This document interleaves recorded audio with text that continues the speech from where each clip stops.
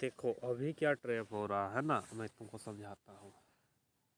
क्योंकि अभी बेसिकली ये चीज़ हो रहा है ना, अभी क्या पहले कुछ दिन पहले क्या हो रहा था, हम लोग का मार्केट ग्लोबल मार्केट को बहुत ज़्यादा कॉपी कर रहा था, बहुत बोलने से बहुत ज़्यादा। पर अभी कॉपी तो कर रहा, पर हो ये रहा है ना, हम लोग का एक्सपायरी ही इतना ज़्यादा आ गया है। तो इस वजह से मार्केट जो है ना, ग्लोबल मार्केट में कुछ भी हो जाए, हमारा मार्केट क्या हो जाता है, अप्स एंड डाउन किसी साइड मूव कर जाता है।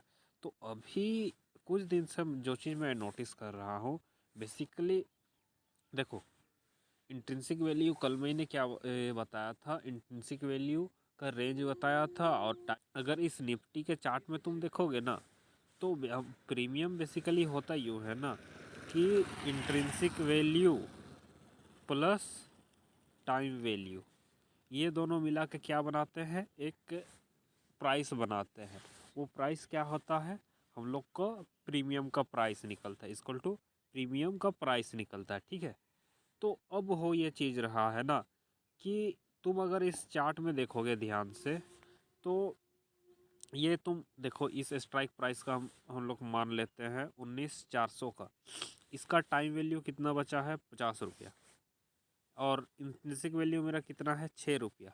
तो ये दोनों को मिला दे रहे तो कितना हो रहा है, 57 रुपीज़ हो रहा है, ठीक है। लेकिन प्रीमियम का प्राइस क्या चल रहा है, 67 रुपीज़। इट मीन्स क्या है, ये 10 रुपये अब हम लोग को महंगा मिल रहा है, ठीक है। तो सेम एजिटिव अगर हम पुट के साइड जा रहे हैं ना, तो अगर प्रीमियम दोनों साइड महंगा है ना, तो जान लो कुछ मेजर न्यूज आने वाला है, ठीक है।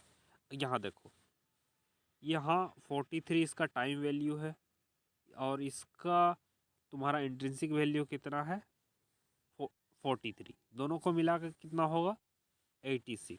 जबकि प्रीमियम का प्राइस कितना है, 77। ये क्या हो रहा है, 10 रुपये हमको डिस्काउंट में मिल रहा।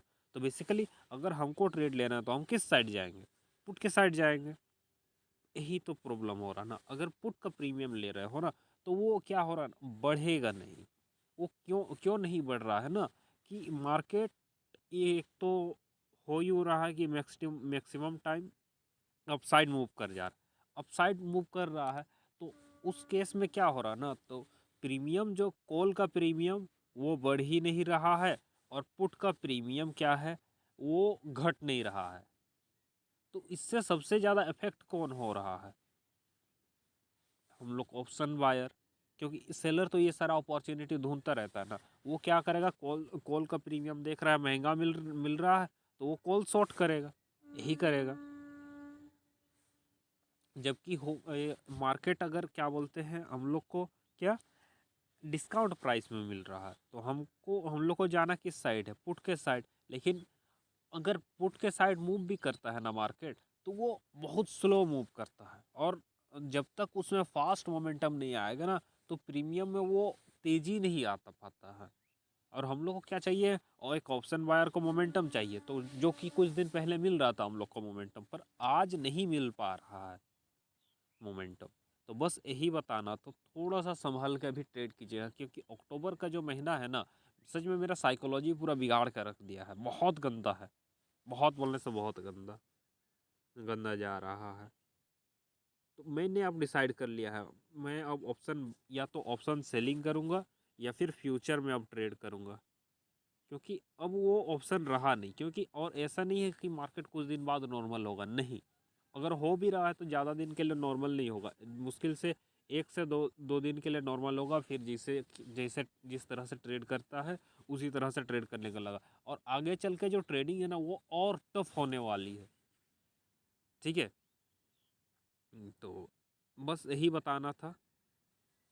और ये टाइम वैल्यू और इंट्रिंसिक वैल्यू किस तरह से कैलकुलेट होता है, वो मैं बाद में समझाऊंगा आप लोग को, ठीक है। तब तक के लिए गुड नाइट।